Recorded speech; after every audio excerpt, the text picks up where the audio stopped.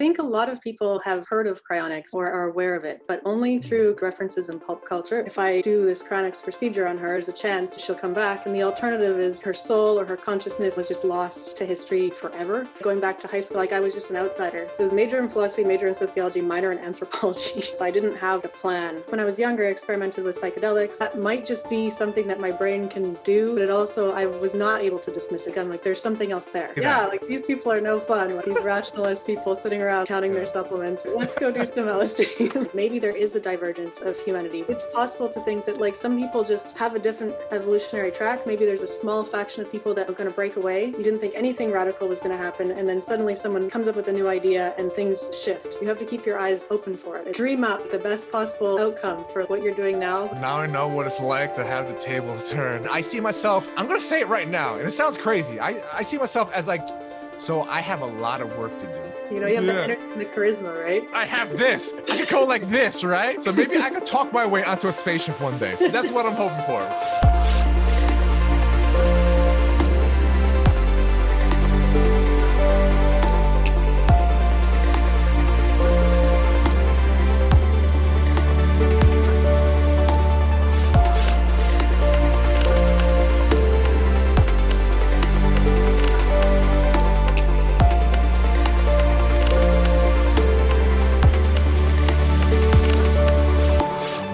Welcome everyone to another brand new episode of Noetic Nomads. I'm Albert Kim, everyone's favorite puppy in primate form.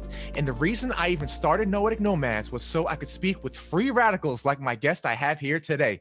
The start of her journey was in the wintry wilderness of Western Canada, where her initial forays into philosophy and sociology sparked newfound curiosities within her, once in artificial intelligence, computing, and in the nature of consciousness itself, thus beginning an increasingly intriguing itinerary of inquiry, which had her cross paths with ideas, institutions, and individuals on the bleeding edge of innovation, including being a contributor to the transhumanist magazine H+, an affiliate scholar at the Nick Bostrom-founded Institute for Ethics and Emerging Technologies, and a member of the ethics board of the Lifeboat Foundation, a nonprofit dedicated to helping humanity survive existential threats, such as from nanotech and AI, and helping illuminate our many paths to salvation, which even includes the possibility of self-sustaining space colonies. Whoa. Nomads, please help me in introducing an author, researcher, content creator, software engineer, technologist, heterodox thinker, cryonicist, what? And member of the next generation of sense makers and change makers. I could be speaking about the one and only Nikki Olson. Thank you so much for coming on today, Nikki. Wow, that was quite the introduction. Thank you. Thank you so much.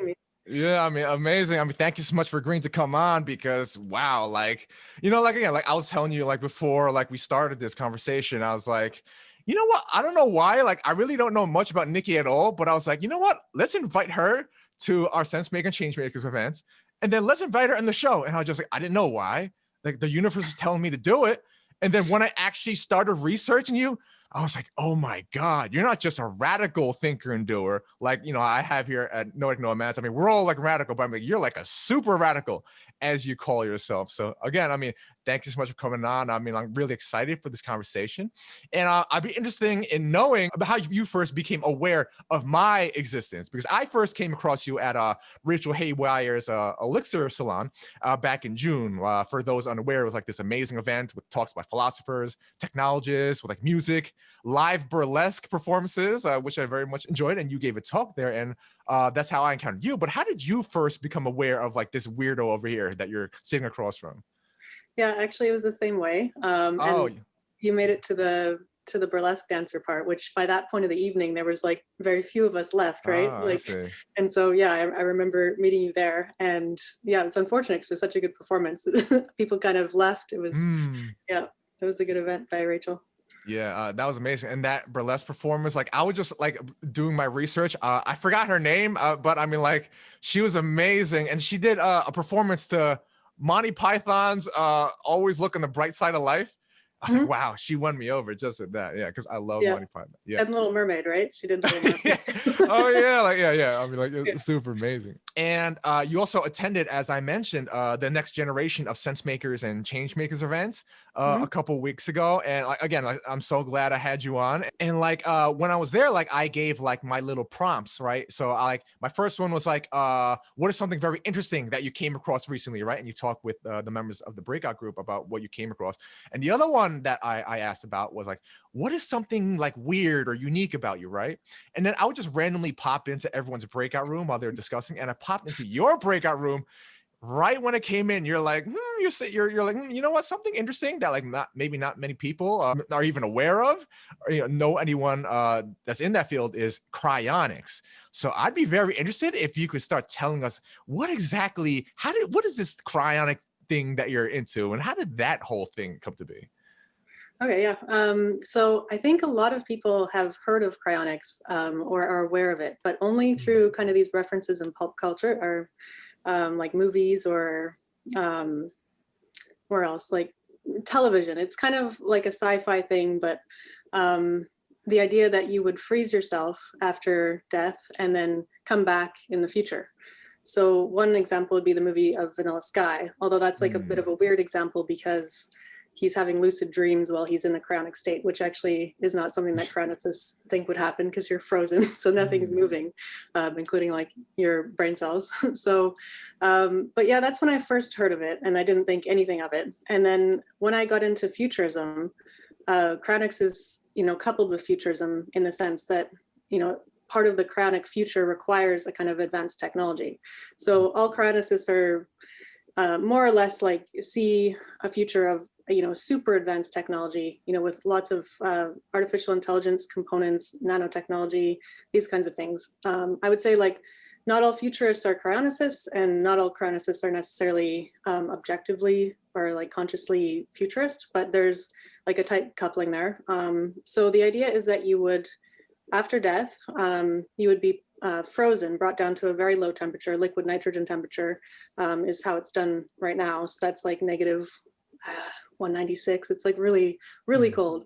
And the idea is that at that temperature, there's nothing moving, no electron, like nothing, maybe one little bit of movement every 1,000 years kind of thing. Like a little bit of radioactive activity might come in from the outside, but otherwise you're like in this glass frozen state and you're just in stasis. And the term for that chronicists often use is called deanimation.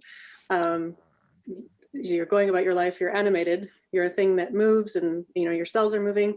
And then in the chronic state, you're deanimated, you're like in a stasis.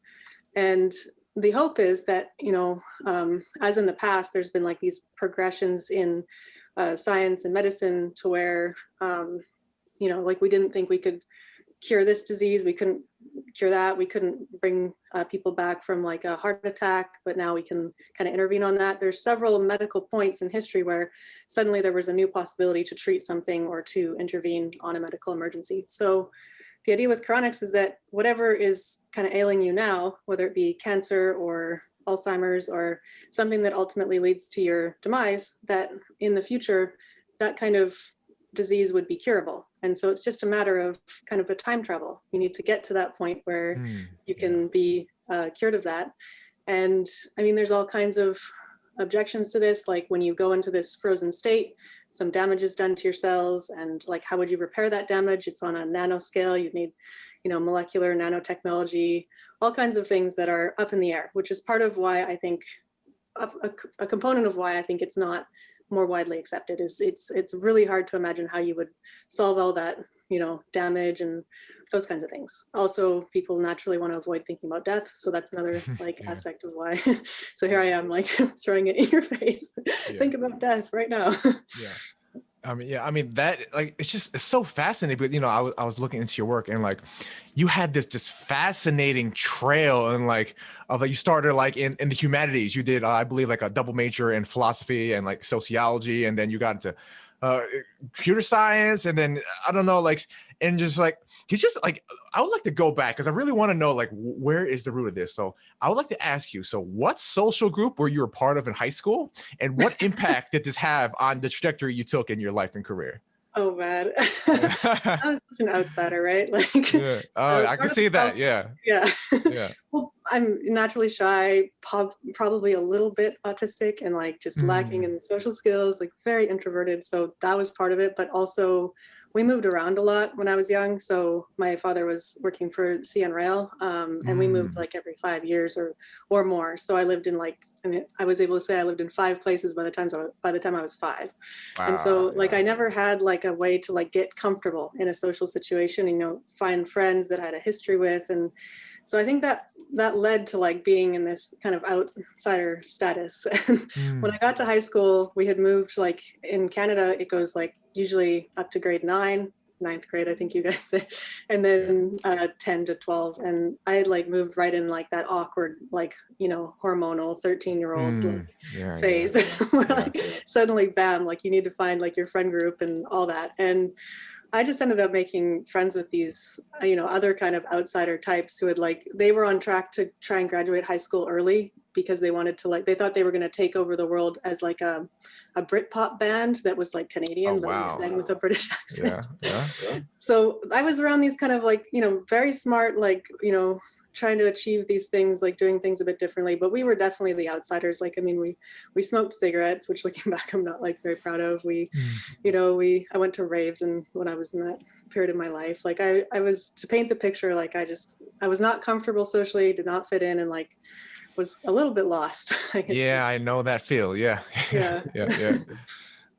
So yeah, and then so like you were like part of this. I don't know. They want to take over the world by graduating early with like a pop band. I mean, like a that's interesting. And then when you went into university, you started studying like the humanities, and like this is very interesting to me because I think like we could get into this later, or we could just get into this now, because like one of the problems that I have with the tech realm in general, and perhaps even with the transhumanism, of which I considered myself a part for a long time, but I feel a little bit a little iffy about it now, is because they come into like this tech realm from like the left brain. It's like tech first and like humanity second, Mm. or not at all. But like you're coming from it from like the philosophy background, from the sociology. Like my major was in it's called technological entrepreneurship. It was like a business/engineering like hybrid degree, but I also minored in philosophy. The philosophy part was actually what I really loved. But the engineering business was like the more practical, but that was always on the side, but really it was really at the forefront of everything that was driving me. So I was just wondering, like, so how did it progress to the point where you're studying philosophy and sociology, and then how did it get to all this other crazy tech stuff after that? Right.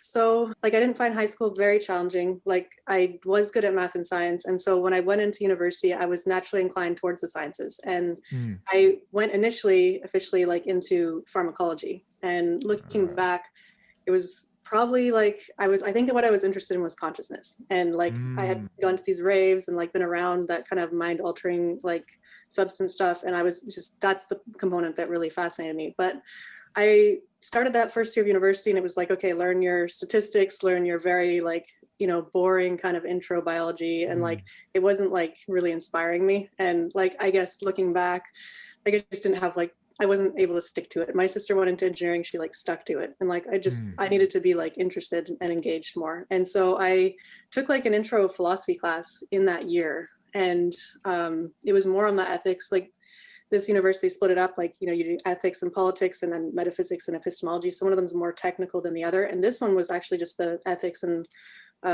political philosophy. And that captured me. I did very well, like very easily did very well. And I was like, okay, my brain is kind of like, this is good for my brain. Mm. This is how I think, this is what I can naturally do somehow like pretty well. And so I did move around a bit more. Like I tried psychology, I tried all these English history. I was just exploring, I was trying to figure out how all the departments kind of fit together, like how there was consilience, how did you integrate one discipline into another? Like I was always kind of trying to figure out, okay, what is the best thing to study? How can I like know the best way, and the most general? And I was very restless in university, and it took me like 5 years to finish it because I like kept moving around. I ended up having, so it was major in philosophy, major in sociology, minor in anthropology when all was said and done. And then I went back for another year after and did even more philosophy and like linguistics courses because I was unsettled basically with it. And so due to like the restlessness, I didn't have like a plan. Okay, I graduate, then I go into social work, or I graduate and then I go into I didn't have any kind of plan. I was just like, I graduated, I'm done paying money. It's time to like make money, or, however, go into a different phase shift in life. And at the time I had ended up like meeting a physician who actually was kind of a world famous physician within a particular discipline, through one of his side interests, which was to kind of honor the work of the Canadian poet and singer Leonard Cohen. And this was his kind of side project, was to host these Leonard Cohen events in Canada. And at the time I was so into like this more esoteric kind of stuff and, poetry, consciousness, all this kind of stuff you get into in your university years. And I was volunteering for those events. So I had come to know him, come to meet Leonard Cohen through that as well. And it was just a really positive, like unexpected, like thing that happened. And when I graduated, I was lost. He was like, let's come work with me, come research with me, come write with me. Like, let's do stuff in futurism. Let's do stuff in poetry, technology, culture, and it ended up being a full-time job. And so that's how he introduced me to Ray Kurzweil, Aubrey de Grey. Like, that's how I got into it. Cause like, I didn't know, they don't bring it up in university, right? Maybe they do now, but they didn't back then. So. Yeah, super interesting. And then you got into all that, and then you got into futurism, and like I mentioned, you started contributing to like H plus and all that stuff. So what was it, maybe like late aughts to like the mid like 2010s that you were into like the transhumanist scene, or what would you say around there? So it was like futurism initially, like just explicitly Ray Kurzweil, Aubrey de Grey. I was going to the Singularity Summit conferences during 2008 to 2000. Yeah, they don't happen anymore, but they were cool. And but then I explicitly got into transhumanism, I would say late 2010. I realized there was a philosophy there, like the founder, philosophical founder, Max Moore, had written like many papers that were like, philosophically rigorous. He had a PhD in philosophy.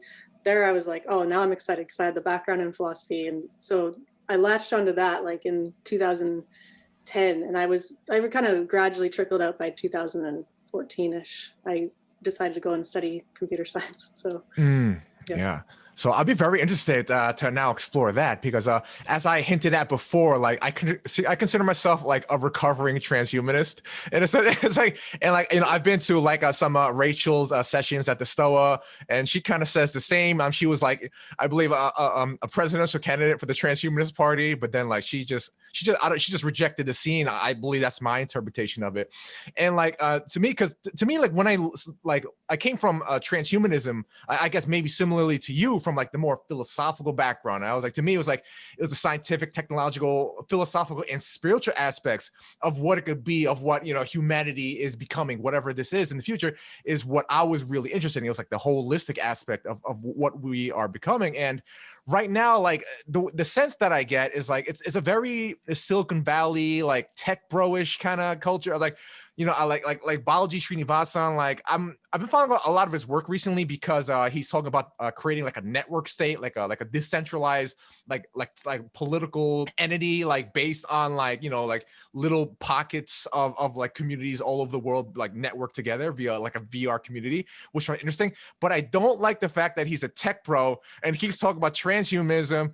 And the thing is about transhumanism, like it's a lot about like it's very masculine thing where they're trying to bypass the human body without my interpretation, without taking into consideration the larger ramifications of doing so. And it's been described by some, including people that have mentioned as like an immortality cult, like like they're just trying to become like immortal.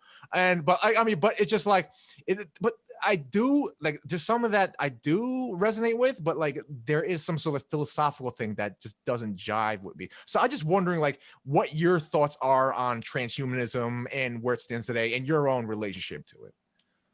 Well, I kind of got myself into trouble a little bit in 2000, I think it was 11, where I like came into the scene and I was, I don't know, 26, 27 or something. And I looked at like what was going on there. And at the time it was heavily influenced by the Ray Kurzweil kind of literature, or like, you know, position on things, where you're in like a kind of lockstep. The transistors, they're like getting more and more dense on the chip, and eventually you're gonna like get into this 2045, you're gonna become like a robot, and like you're gonna merge with machines. And they had it very like, okay, well, we're in 2012, and then by 2020 it'll be like this, by 2030. And everyone seemed to me like they were in kind of the final phase of like, you know, a certain kind of lifestyle, or, you know, phase of humanity. And it just seemed like, as a 26-year-old who used to like go to raves and like be more of like a, you know, exploratory person, that like it felt a little bit stifling or a little bit off. So I wrote this article, How to Transhumanist Party, and I got in trouble with that article because all of the I kind of accused people of being, you know, single-mindedly directed towards a particular kind of future, and without enough kind of exploration. And I think I was picking up on something there, but it wasn't completely the correct like criticism, because I think, you know, earlier transhumanism, but wasn't as completely like shut down in that sense as I was picking up. But, you know, so I agree with what you're saying. There is like factions of transhumanism that are just, I can't enter those spaces, like less wrong space. Like I've never felt like I could vibe with those people. And so, yeah. Yeah, like there is a bit of a techno determinism, and it's very, there are definitely very religious aspects in there. Like they'll deny it, like this is not a religion, this is completely rational. Like, this is so religion. It was talking about, you know, the rapture, and it's just like, oh, we're all going to be saved once the singularity hits. Like we're just praying for the UFO to come down here or whatnot. It's just something like that. So there is you know, some aspect of that which I find a little weird. So I mean, like, so I'm very curious. So what happened? So you said maybe like around 2014 or so, and then you got out of that, and then you got into computer science. So I was very interested. So how did that come about, and where did that lead to, this computer science realm? Well, so I started like studying obviously philosophy of AI, and that got me into like, what is a computer? Like, and those really kind of puzzling questions of like, can a digital thing be conscious, and how could that be the case? And all those kinds of really interesting conversations you can have around artificial intelligence and mind augmentation and that kind of thing. So I started like getting into, you know, technical questions of like, what exactly is going on in a computer, which led me to, I mean, my career at that point was blogging and like writing a book, which ultimately didn't get published, but there was just like no career path there for me in terms of like a financially stable career. So I have to do something. What is it? Let's do computer science, because it's, you know, something I'm already interested in. So yeah, and then I saw that you're working in like blockchain and all that, and you know, the distributed ledgers and all that. And like I saw that also that I saw a tweet which I found very interesting, because I know that feel that like someone was asking you about like advice about, hey, should I buy Bitcoin at this price? And you're like, yeah, was that like 18K? It's like, yeah, definitely do it. I got like, I don't know, Ripple, you said, or ETH or whatnot. And it's like, yeah, do it. And then right after it crashed to 6K. And I know that feel. I'm like, oh my God, I told him to buy it, and this happened. Like I remember I told someone like at the beginning of 2018, right before the crash, I was like, dude, buy Ether. Ether's huge. He's like, yeah. And he bought it. And then like a couple weeks later, he's like, yo, I bought even more Ether. I was like, yeah, awesome. It just went down. Like it was at like Ether was at like 1,700. And then I don't know if it was last year or like earlier this year, it was like under 100.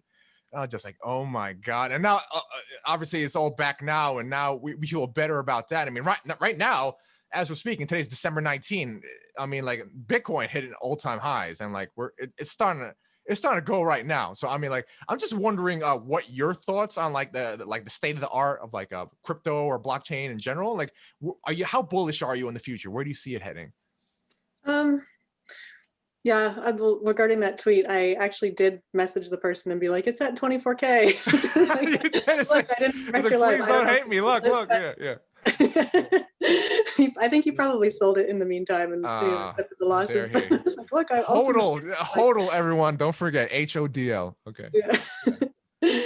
So regarding Bitcoin, like I think there's a lot of interesting applications of it in the future. I don't know about it as a currency. I mean, obviously it's too slow and it's very energy intensive, and there's been all these innovations to it to try and like reduce those components, but I don't see it going away. There's lots of interesting things you can do with it. For instance, the company that I work for right now, Block Deliver, is trying to make a decentralized content delivery network, which is a way of like caching content closer to users and finding a way to use your home computer to like deliver content to someone else. So maybe you can store some YouTube videos and your neighbor wants to watch a video and they get it from you rather than getting it from a server somewhere else. And you would use a blockchain to do that so that you can get paid, and there's a distributed ledger about it to keep track of like the financial aspects. So it's like things that you wouldn't think of that necessarily, if you're not in technology, they wouldn't like blow your mind and think that's so exciting. But yeah, it's definitely a significant innovation in terms of software and that kind of thing. It's just where it's going, hard to say, you know. Yeah. Well, yeah, that's the thing. Like, here's the thing about Bitcoin. Like, I don't know. Like, I have like this image of Bitcoin in my mind, almost like the dollar, almost like the dollar of crypto, or like, I don't know, like maybe even like the English language of crypto is like the de facto. But like, to me, like, I agree completely with like, Bitcoin is not quote unquote the future, but like crypto in general and blockchain in general, I'm very bullish about that. And like, honestly, like people, like there have been predictions right now that this is gonna like, you know, do like 6-10 times in value within the next 5 years.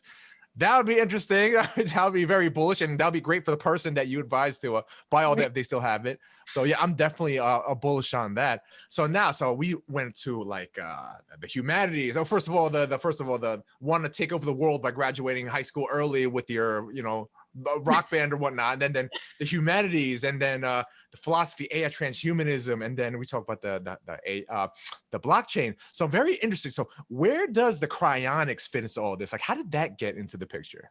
Yeah, that's kind of an interesting subcomponent, because I had been, I guess, sold on cryonics like in a rational way originally, like through, you know, technology is going this way and it's going to eventually be able to do these things, and it just seemed like, okay, well, it's better than no chance at the future. Like if you are buried or cremated, like there's 0% chance that you're coming back in the future. But if you do cryonics, even if the chance is like 0.1, you know, it's still something, right? So there was kind of this binary component to it. Like it's either, it made sense rationally to me. So I hadn't signed up, like I was a young person. I was like, I'm not like gonna die anytime soon. And I was in Canada at the time, and we don't have cryonics in Canada. Like the major cryonics providers are in the US. There's some in Europe, Russia, I think one starting in Australia. Very small community, but nothing in Canada. So I just wasn't signed up. I didn't really think about it that much. I moved to the US 5 years ago, visited Alcor, which is, I guess, the biggest cryonics like facility, and did the tour, heard the arguments. I was like, yeah, okay, yeah, that's rational. That's something I should do, right? Like if I'm thinking rationally. I didn't have a life insurance policy at the time. I was a student. Like that's how you sign up for cryonics. You basically just sign your life insurance policy over to them, so that after that like covers the cost of the cryonic procedure and storage.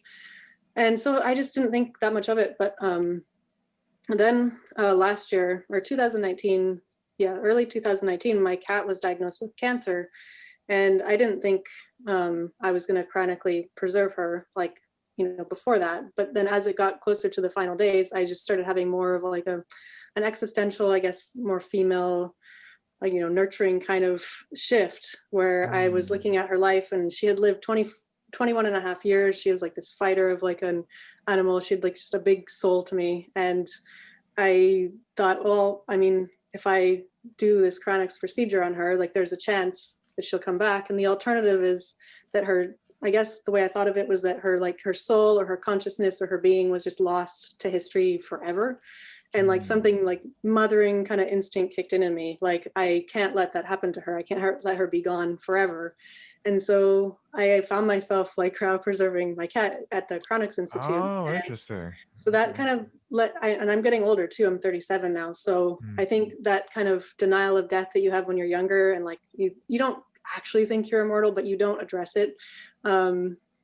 Just, it was everything happening around the right time. Suddenly I kind of got it on like an emotional level of the whole thing. And then after that, I became more involved in the cryonics communities and all that, because I thought it's so small. why does no one else care? Why is no one else doing this? Like there's a total of like 400 people frozen between cats and pets. Like it's such a small Wow. number, or maybe it's like 600.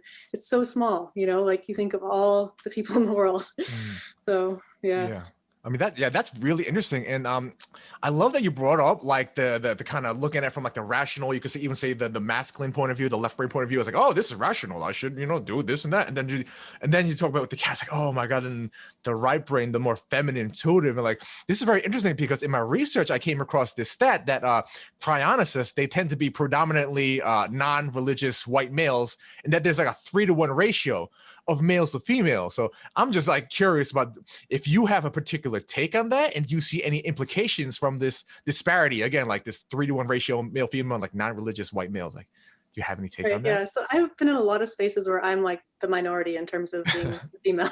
Yeah. And I guess that just like keeps happening, especially once you get into STEM. You'll see that too, although that's changing. There's a lot more female computer science now than there used to be. But for transhumanism, that was the case. Like it's definitely a STEM, like more STEM oriented field. And then with computer science, and then with cryonics. So what I think it is, like partially, is that it's harder for women, I think, to do something that's socially against the grain, like something that's socially kind of unacceptable, that people don't want to think about, they don't want to hear about it. Women have a stronger need to kind of be socially accepted than men, and to like, help others around them feel socially accepted and that kind of thing. So I just, like going back to high school, like I was just an outsider. So I didn't have the same kind of impulse. Like I already felt exposed and kind of embarrassed and like uncomfortable all the time. So like being part of a social group that people thought poorly of just didn't like bother me as much. So I think that's one thing that keeps women away, is like this, I don't want to be part of, people look at cryonics, it gets such bad press, right? And so they just don't want to have that affiliation. They have a stronger like impulse to move away from that and not even listen to the arguments. But I'm part of like these Sunday hangouts with cryonics, and I've met a lot of chronicists.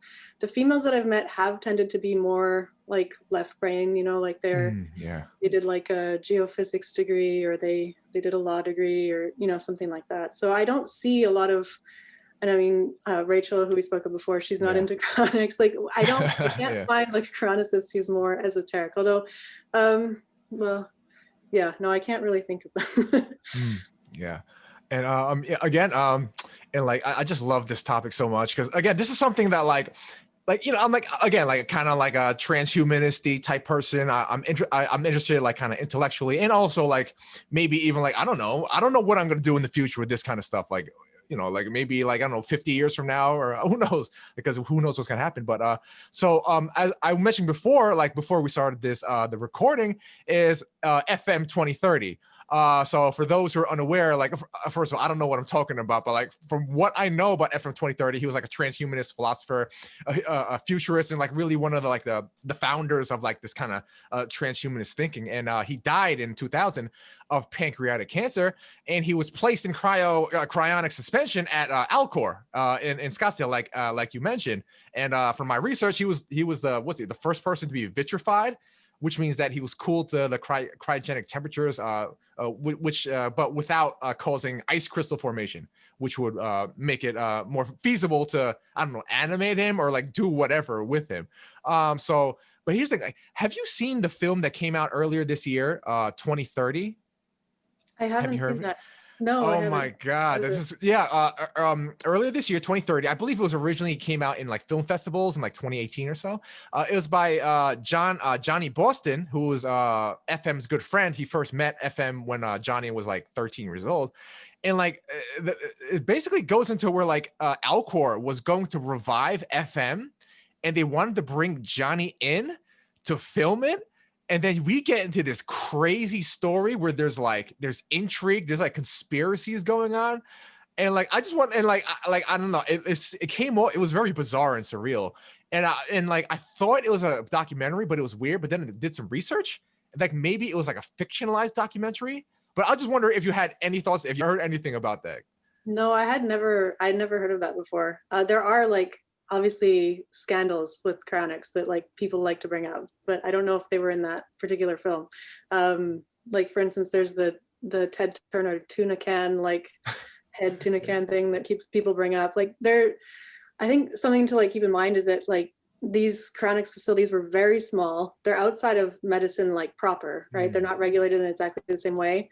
And they're trying to operate at the margins. And sometimes I guess you just attract some weird people who want to do weird things. So, yeah. Like as an outsider to the, well, I guess to the cryonics field, and like of course, like you mentioned, like it's still very niche, and I'm sure people would be interested. Was like, okay, where are we right now with the whole cryonics field? It's just like, for example, like let me bring up like a 2018, like there was a startup called Nectome, and they developed a method of preserving brains with chemicals rather than by freezing.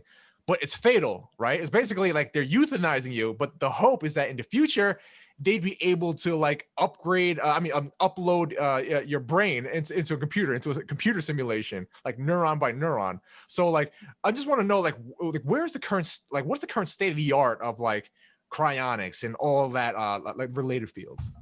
Right. So the kind of chemical preservation or aldehyde fixation, that's not offered by Alcor or Cryonics Institute. They've kind of taken a definitive stance against that right now. So you have two kind of components of cryonics. You have the people who want their biological body to come back, or their head, or or whatever, like in its biological form, and then maybe you're going to do something technological after that. You'll gradually upload yourself, or you'll gradually convert into a machine, or that kind of thing. And then there's a component of people who they're not interested in that at all. They think that their self can be just replicated in like a VR kind of world. So it doesn't matter to them that with the chemical kind of cryonics, the aldehyde fixation, that you're destroying, like you're gluing together basically your brain, and you can't actually revive it as it is at that point. So they think that doesn't matter because I'm going to upload. So what we're going to do is we're going to copy, my memory pattern, put that into a computer, and then there I'll go on in my life in the future in virtual reality, or maybe I'll go into a robot body or whatever. And so there's a division in the field. There's a division between people, like their intuitions. Is that really me? Is that copied self that like came out of the chemical brain? Is that really me? Or do I need to be, is my consciousness somehow in my biological being, and I have to do something else to get to a robot state? Like it's a debate. It's an open debate, but the major facilities, they don't do the chemical preservation. There's one small place in Oregon Cryonics. They're experimenting with it, but they're not taking new patients. It's a minority view in the field. Yeah, I mean, that's very interesting. And that's like something that I've been like getting into conversations with. It's just like the whole mind uploading thing. Because it's just like, it's just like, okay, like perhaps they could upload your mind, into a simulation or whatnot. But it's like, is that really you? Do you really even care? I mean, and just like, and then it's just like, it gets into like all these other crazy conversations. And I saw that, I was looking at your tweets, and that I saw that you attended the annual general meeting of the Cryonics Institute with David Ettinger. And David Ettinger, he's the son of the father of cryonics, Robert Ettinger. So I'm very interested, like, how involved are you in like the Cryonics Institute? Like basically, what exactly is your relationship with cryonics? Like, are you like right now currently participating in it, like in an institute? Like what is your level right now with the whole cryonics field?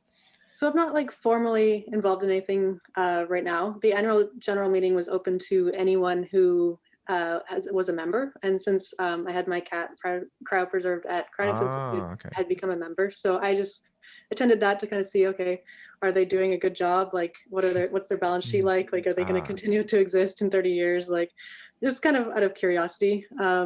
So yeah, nothing formal, but I am working on a cryonics application in software to try and deal with a problem that we have in cryonics, which is unattended death. So with cryonics, you want to start the cryonics procedure immediately after someone is pronounced dead. Everything's intact. It's easier to do the cryonics procedures to get to the vitrification state that you were talking about before with FM. But lots of the times people they're senior, they're at home alone, and days pass before someone's aware of their passing, and that they've signed up for cryonics. Maybe they moved to Scottsdale so they could be close to Alcor. They're all ready, like they're prepared mentally, like this is a priority for them. They've got everything else in order, and then this tragic thing happens where they're home alone, and then days go by, and then like most of the memory and the brain starts to break down, and so the personhood kind of leaves gradually over those 2 days, 3 days.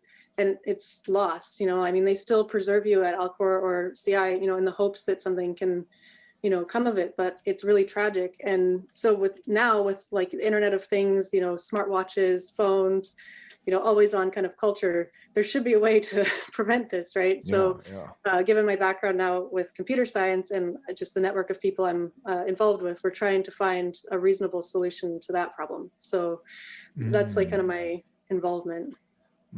Cool. Okay, I see. Okay, so I see like all your different interests and spheres coalescing right now, and that's something that I wanted to ask you about because like since this COVID thing hit, just like I was wondering, like first of all, I noticed that I looked in your Twitter account, right? Sorry for stalking you. I do this for all my guests. Like, don't take it personally, right? So I looked at your Twitter account and I noticed that your first tweet was only back in June. Now, I completely resonate with this because I'm the same. I was completely off Twitter, social media, but like back in June, I started tweeting. Now, I mean, obviously, like there's a reason for this. Obviously, like this whole period that we're in, right? So I'm curious, like how has anything shifted in you like since COVID hit? Like whether it's with your relationship to the world or with your interest in general. Like I'll give my personal example. Like I was working for a tech company before this COVID hit, like early last winter. In a tech company, like I was trying to get like restaurants, suppliers to sign up for like an ordering app, right? It's just like it was just like this very tech normal tech bro-y thingy, and then COVID hit, and I was like, oh shoot. That's not going to work so well anymore now, is it? Right. So I went through like this incubation period of several months over the spring and summer. Like I did a lot of inner work. I mentioned like in my previous episodes, like at Rebel Wisdom, I took their sense-making 101 course. I did a lot of shadow work, integration. I read a lot of philosophy. I attended Stoa sessions. I don't know if you attend those sessions or not, and I did it like that. And then all of a sudden, boom, October, I was like, okay, it's time for me to launch Noetic Nomads. Here we are, December 19. I'm talking with the amazing Nikki Olson about cryonics and transhumanism, futurism. So like this, like a lot of this started shifting for me, like when COVID hit, and it was because of COVID. Without it, this would have never happened. So I'm just wondering, like, is there anything, do you feel anything personally for you start to shift during this period? I wish I could give a similar kind of account. Like for me, it was like I graduated and I wanted to start my career, so I've been kind of singularly focused on building a software development career. But I mean, I was always like someone who stayed at home. But I find with the COVID stuff now that everyone has Zoom and like events like yours, like we get to like meet more people, and I feel like there's something happening in terms of like connecting people, because especially with software and computer work, we could always have worked from home. And like I hated like parking in Seattle, like all this, why it doesn't have to be this way. And I'm really excited for people to move out, to move out into the suburbs, have more space, pursue their own hobbies, do things like more hands-on DIY. Like I think it's going to be really good for people developmentally to like be able to be in a quieter place, and then connect like through events like yours and Rachel's. And so I feel like there's something shifting. But then we also had the election year this year, which was hellish, right? So, I'm still waiting for the collateral damage from that. I mean, I'm assuming it's coming soon. Yeah.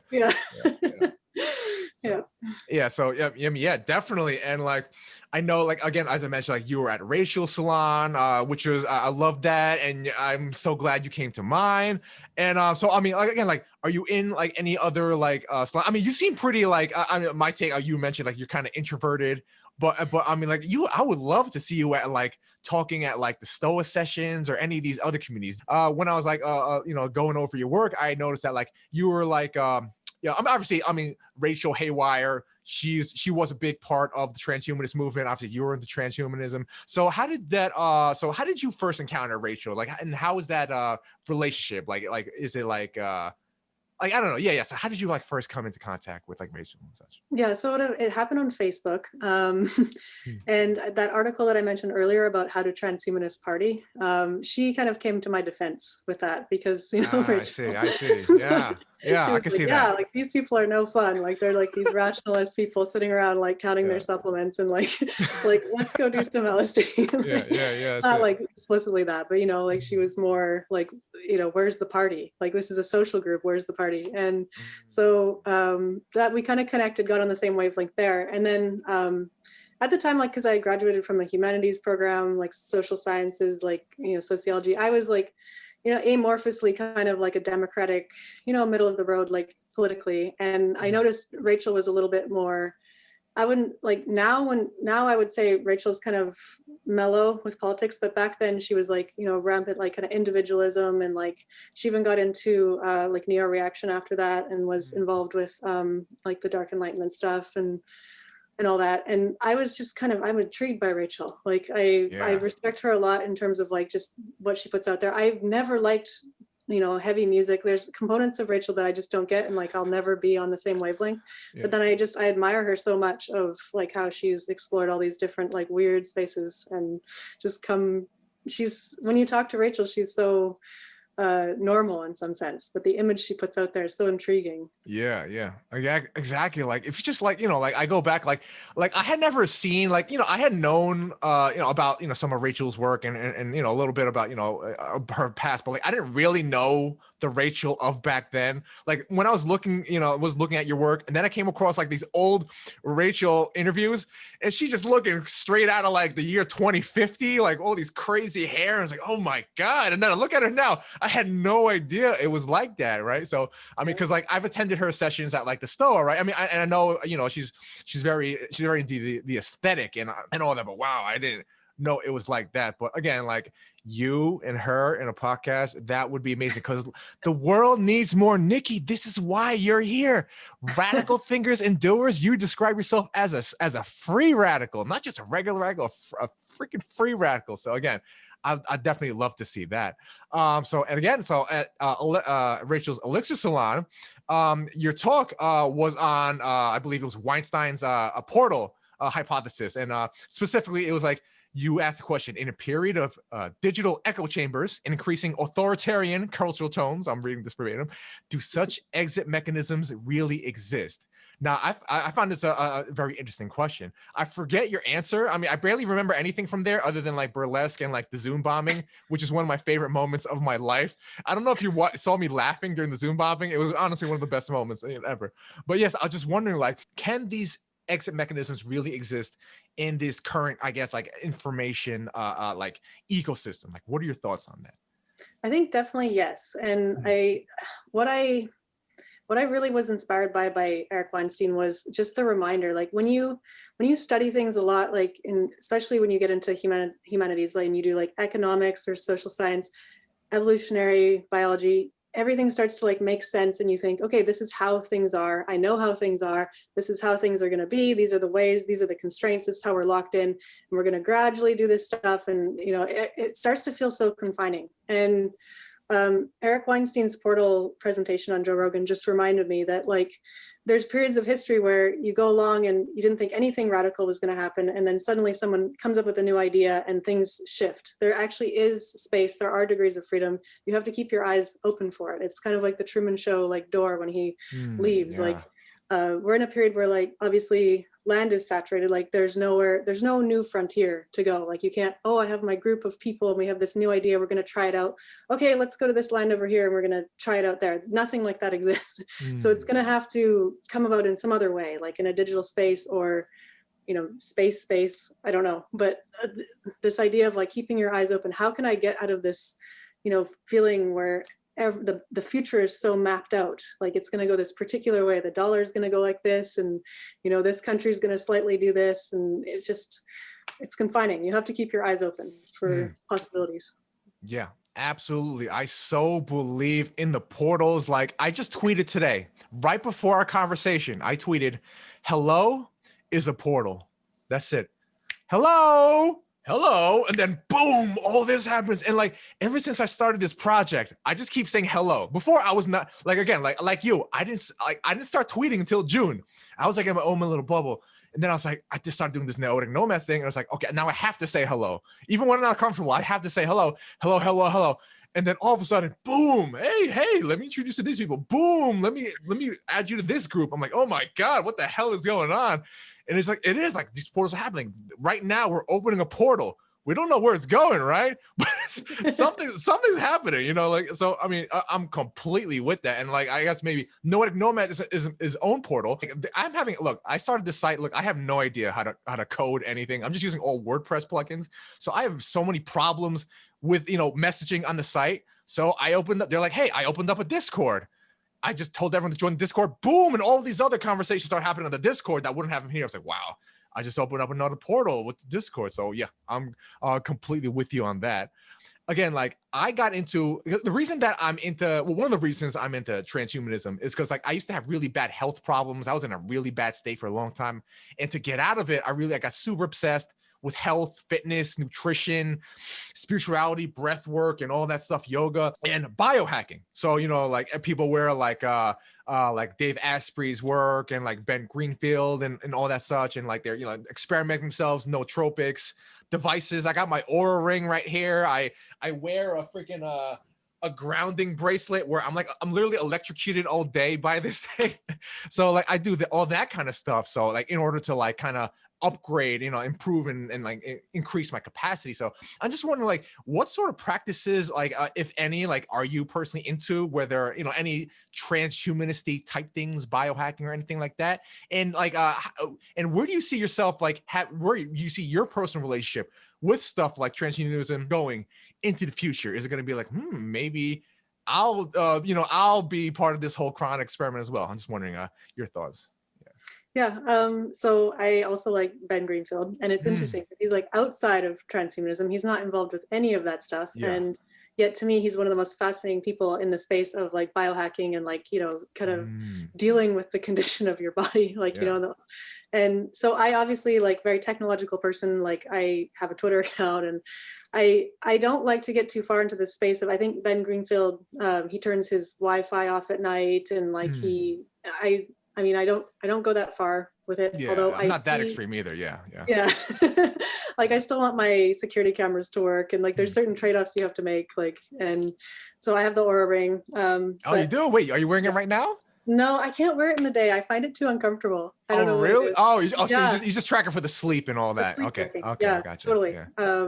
But yeah, so there's lots of people that I pay attention to that are explicitly outside of any kind of transhumanist space. What's his name? Peter Attia is another one of those. Yeah, the drive. Yeah. I think there's these ways that you can, like, we're getting little bits of knowledge about like microbiome stuff, about sleep, about like how much sugar you eat, all these different kinds of diet. We're gradually like chipping away at getting, you know, information here, so where we can actually live a better life, like feel happier. You know, like I had a major back injury in 2008 that it's been plaguing me ever since. And like with the transhumanist kind of dream, there was this, you know, connection to it in the sense that, oh, okay, well, I can fix this. Like I don't have to like live like this, you know, I can get some kind of treatment like stem cells or something more advanced like someday. And it gave me that sense of optimism. So I think it's really good, you know, to look at like medicine and science and all that, as it can help you feel like, okay, the future can be better. Like, you know, maybe something you're dealing with now, you won't always have to deal with. But I also like balance that against like, what can I do now in terms of like, especially, I mean, even like the vagus nerve stuff or like the Wim Hof things, I'm always like, I want to hear more because there's something to it, right? And like medical science is not paying attention to everything that's important with this kind of thing. So yeah, that's super exciting to hear. I didn't know you were into all that stuff as well. Cause like, cause a lot of things, like, you know, it seems like, again, like I said, with like many of like the left brain people, like, it's like, they like to think about it, but they don't actually embody the stuff. Right. But like the fact that I hear that you're super into that, and Ben Greenfield, I love Ben Greenfield. Literally this laptop right now is propped on top of his book, Boundless. This 500-page book. I spent like 200 hours over the summer reading that thing and studying it. So yeah, I love his stuff. That's awesome to hear that you're super into that stuff and really embodying this. So this is what I really want to explore this. And the more I do these episodes, I'm like, I have to bring this up every single time, especially, okay. I'm gonna do some inside baseball. I just recorded an episode. I don't know if you know Uber Boyo. He was actually at the event, but basically he goes deep into Jung and Nietzsche in like the left right brain hemisphere dichotomy, and like how, like, you know, like going back to the bicameral mind, like all these hypotheses. And he released an episode just pretty recently about how the CIA experiments, the project, the Stargate Project. Have you heard of it? Okay, so basically, they looked at the role of the different hemispheres of the brain play, and that they found that if they could if they could sync, if they do, it's called hemisync. If they could sync up the left and right hemispheres, right? And like maybe something to do with like the thalamus and like the pineal gland, right? If they could sync it a certain way, that this could kind of amplify a person's ability to basically project astrally and do remote viewing and that kind of stuff. And that's very interesting because I first heard of that stuff like way back when I was like 19, 20 years old. I read a book called Mind Reach by Russell Targ and Harold Puthoff on remote viewing and like that kind of stuff. And I was just in like, I wasn't so sure about it, but it always intrigued me. So I mean, one of your big interests is in consciousness, right? What is it? And like, like I'm kind of like semi into quantum physics and all the different interpretations of what that could mean. What are your thoughts on something like remote viewing, on consciousness? Is this just something that's arising out of our physical substrate? Or is it something else? And can we go beyond this quote unquote meat suit that some transhumanists like to call it? What are your thoughts? Yeah, I think it's one of the most interesting questions, right? And so from a philosophical standpoint, I am a physicalist in the sense that I do think it is coming from the brain, but I also think in a panpsychist kind of way that like all matter is probably conscious. And so there's like a particular configuration that comes together in the human brain that produces this unified self stream that we have. But I also, like when I was younger, I experimented with psychedelics like psilocybin, things like that. And it just gave me the sense that like, I mean, that might just be something that my brain can do, like create those kind of intuitions that you get from psychedelics. But it also, I was not able to dismiss it. Like, I'm like, there's something else there. And whenever I go down those rabbit holes, you start to get like, some people get really crazy and they start saying things that like become objectively like, not scientific. I don't really care. Like, I want to hear the ideas. I'm comfortable like hearing the ideas. In terms of consciousness, this is something I get into with these mind uploading people or that kind of thing. Is we don't know yet like how you actually produce this conscious experience of self, of a unified stream of sensation that is completely integrated. And so like if I look at my hand, like I see my hand, I don't see like my thumb, I see it all at once. There's a sense in which all of it becomes integrated into a single point of like perception. And how does the brain create that? Like to me, there's this, I mean, and Eric Weinstein brings this up as well, is that physics is like stalled in like the 1970s. There hasn't been big progress in physics. Like there's a lot of unanswered questions. There's no unified theory of physics. I mean, it's very interesting. It's very difficult to understand and get into it like with all the mathematical components. You have to actually really study for years to like start to like think about it like comprehensively. But it's undeniable that there's a lot of mystery. There's a lot of things that we don't understand. And probably to me that like somehow consciousness is worked into that. There's something interesting going on from a physical standpoint that we don't know about. And whether that means there can be, entanglement, or, many worlds, I guess, is another possibility. There's so many things that it's an open question. And I think like it's really important. Some of these rationalist type, they get like locked down. They're like, no, the brain has a brain state. It produces the conscious state and you're going along in a deterministic manner and there's your future. And it's like, I'm not on that like wavelength at all.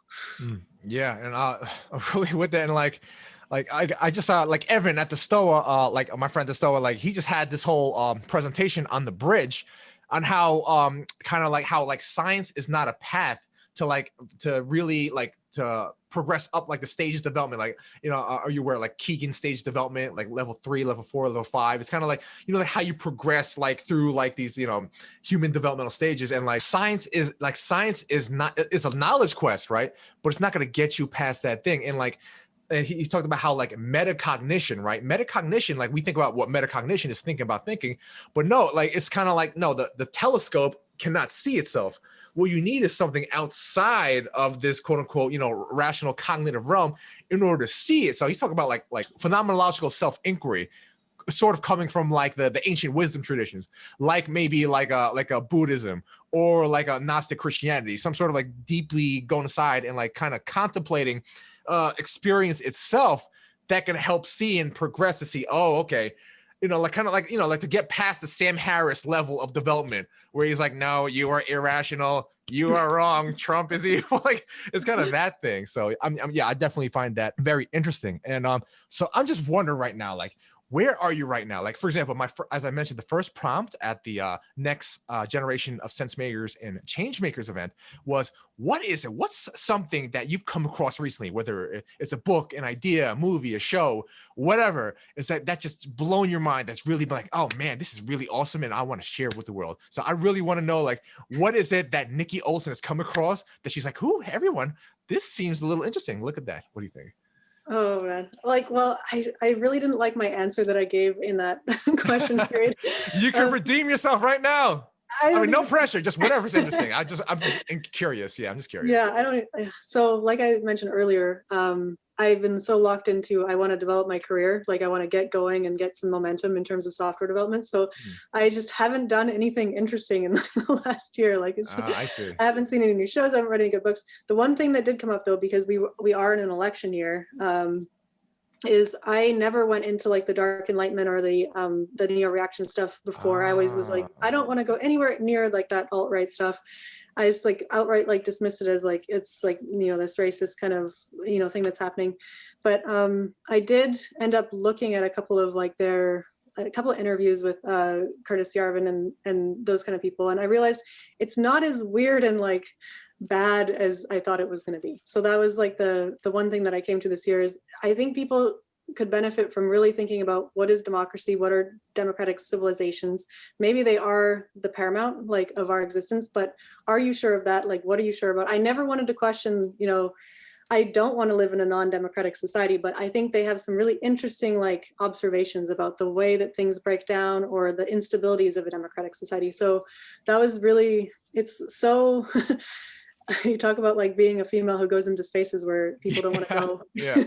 Like that is like further than Cryonics or transhumanism. I was like way out there in terms of like, no, like those people are objectively like, untouchable or, yeah. So that's the only thing I came up with, but it was because of the election year. Wow. Yeah. I'm blown away that you just mentioned that, because literally this morning I was listening to Colin Morris's Colin of Zion. I don't know if you're aware of him. But yeah, he had an episode uploaded maybe yesterday with, guess who? Curtis Yarvin of the Dark Enlightenment, which I was listening to today before our conversation.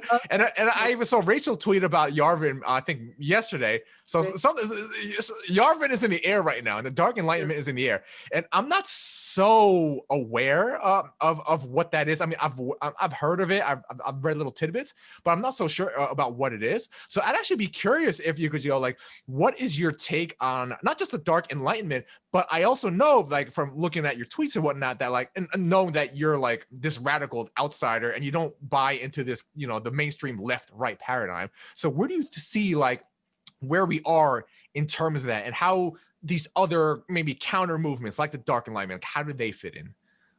Right. So the thing is with people, if they want to like learn about Dark Enlightenment or they want to learn about neo-reaction, it's actually hard to do.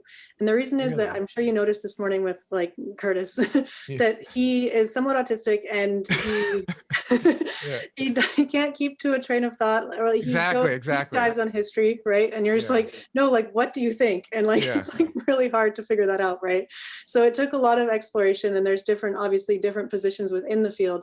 But the general idea is basically that democratic society is unstable in a certain way, and that they think that a more monarchist type of society where there's a ruler situation. Some of them want like an ethno state, but like Curtis specifically, that's not like part of it.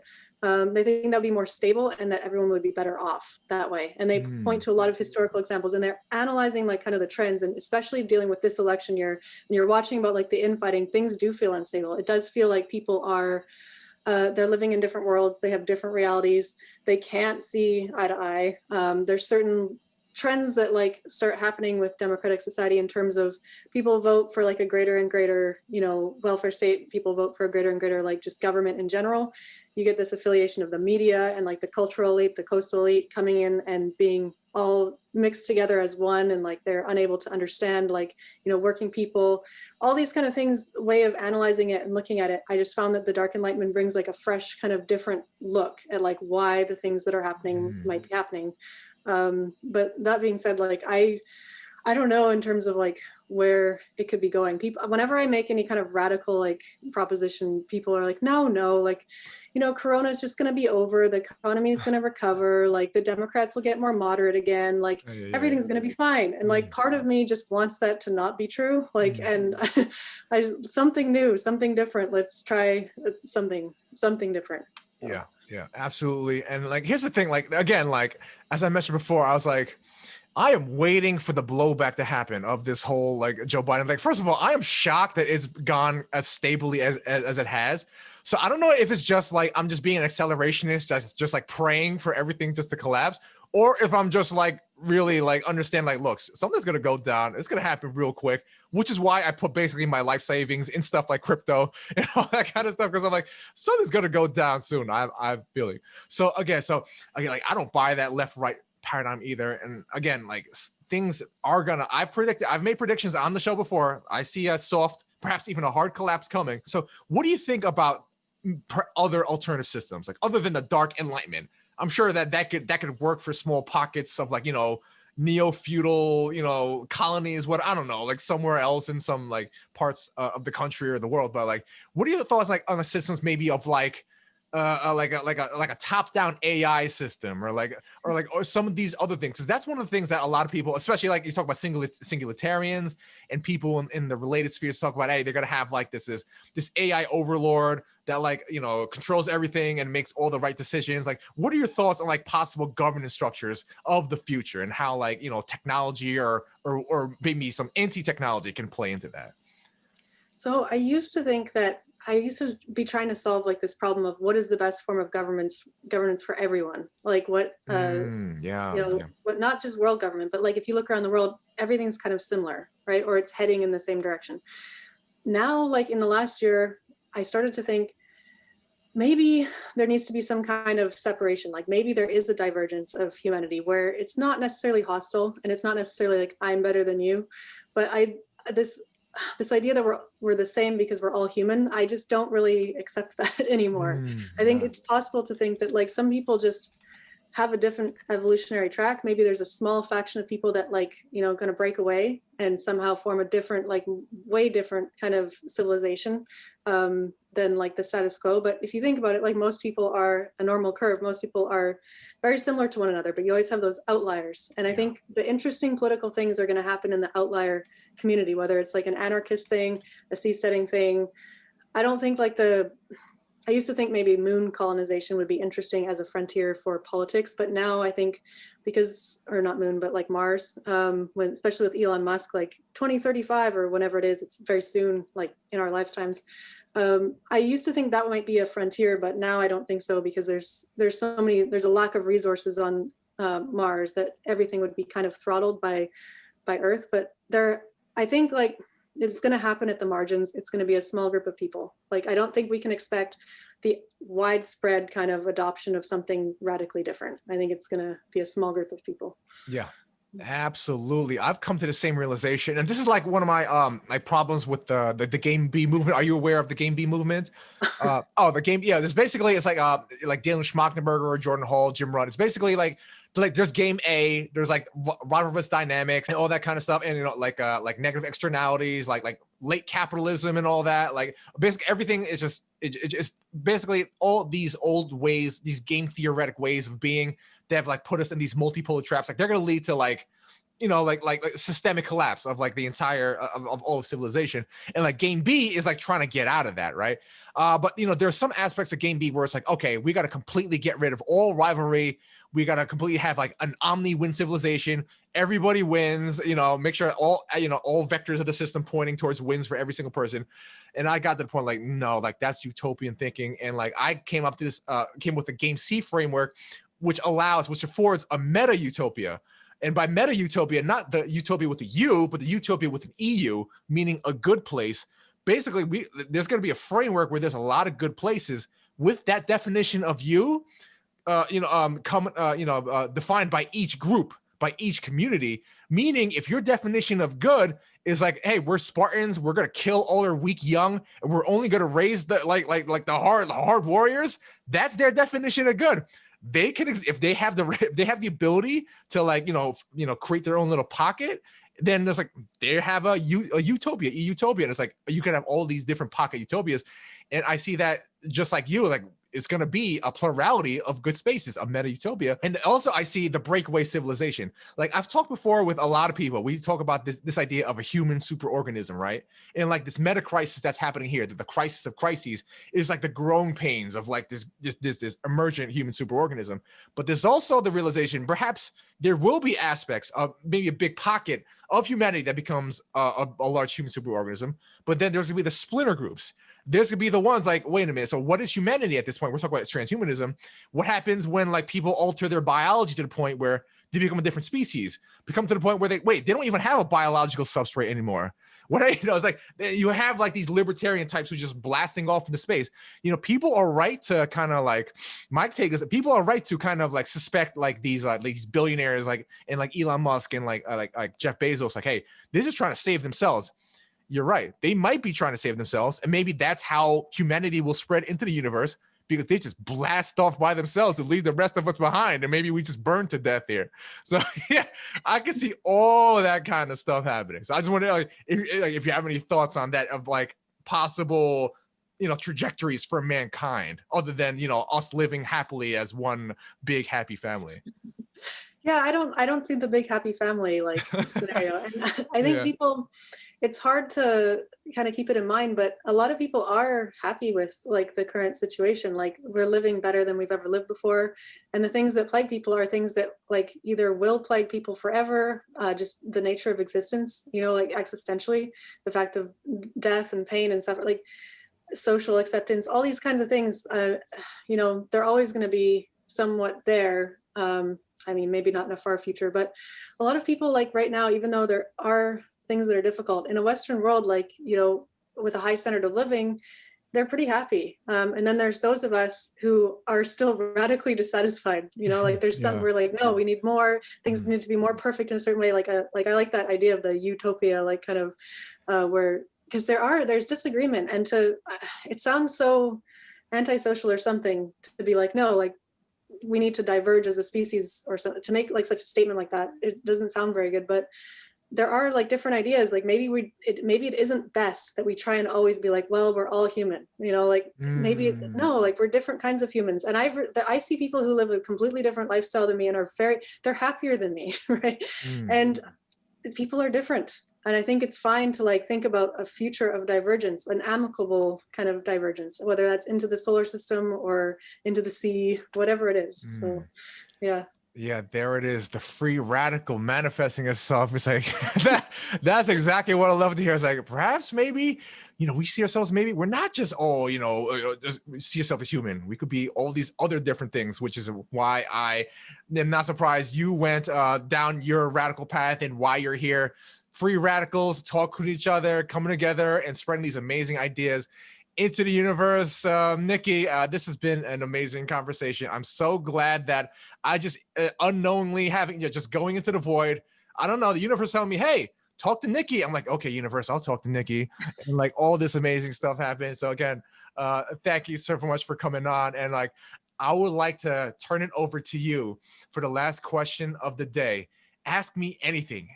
What is it? It's like, other than my social security number, which I'll edit out the episode, what is one question you'd like to ask Albert? Go ahead, and I'll answer truthfully. Okay. What is your, if you could dream up like the best possible outcome for like what you're doing now? Like you said, it started this year with Corona. You're like, I'm going to do this. I'm going to do this podcast. I'm going to start on this new journey. I know like there's many possible futures and a lot of things are uncertain right now, but if you could dream up, like what would be the best outcome that you can think of? Like, what's the goal?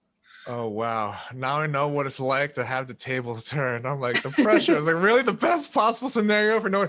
And it's funny because like this is all prefaced with the fact that we just talked about the utopia, not the utopia with the U, but the EU. And it's like, but for me, the ideal scenario that I would want for Noetic Nomads is I would like to be like, it sounds crazy because like I've had this vision for a long time. It's gone away recently, but it's always there. I have this vision of just leaving, of leaving this earth, and also another vision of myself just like fading into like this bright white light and just fading away into existence, having like saved the world or something. It's very I don't know, like messianic. So but if I'm going to be truthful, there is a part of me like I want to be part of a movement, possibly lead a movement where we transcend a lot of these conflicting forces and unite, and then blast off into our next stage of evolution and human advancement. And there is a part of me that actually does want to leave this planet. And I see myself, I'm gonna say it right now, and it sounds crazy. I see myself as like being almost like a Elon Musk or Jeff Bezos. I have dreams of like having my own rocket company, my own space company, and leaving this planet, but not leaving it like abandoning people, but like just going like with whoever else into this new frontier. So what I just said is crazy, and it's like you put me on the spot, but like it sounds very grandiose, but that's what I see. I see myself being almost like a visionary leader that gets off this planet into a new frontier. So I have a lot of work to do. I'm glad. Charisma, you have the energy and the charisma, right? And so, I mean. Oh my God. Yeah. Thank you so much. Because look, I don't have Elon Musk technical chops, right? Like, look, I don't have that, but I have this. I could go like this, right? So maybe I could talk my way onto a spaceship one day. So that's what I'm hoping for, right? Okay. So again, thank you so much, Nikki. This has been amazing. So where can people find out more about the amazing Nikki Olson and what you're working on? Get in touch with you because I want people to get in touch with you and you get in touch with these amazing people. Oh man, like there's like nowhere, right? Because I'm like I know, Discord, right? And like I'm like part of so many Discords, but it's like I think like I guess Twitter. Like I've let go of Facebook. I'll find people on Twitter. So my Twitter account is I don't even know. Nikki L Olson 2. Let me look it up. Yes, it's. I guess we can link to it. Yes, Nikki's only presence on the web is at NIKKIOLSON2. Right now, don't worry, I'll link it in the show notes in case it's updated to make sure that you get in touch because that's definitely what I want here. I'm trying to connect people like I did at my Next Generation of Sense Makers and Changing Makers event. And then that's where I was like, Nikki, I found out about Cryonics. Then I'm like, okay, universe, talk to her. So this is where it all comes from. So again, thanks so much for coming on. And this has been amazing. And that's it, everyone. Peace out, Nomads. That's it for another episode of Noetic Nomads. And step up because the world needs you. Okay, bye. All right. And we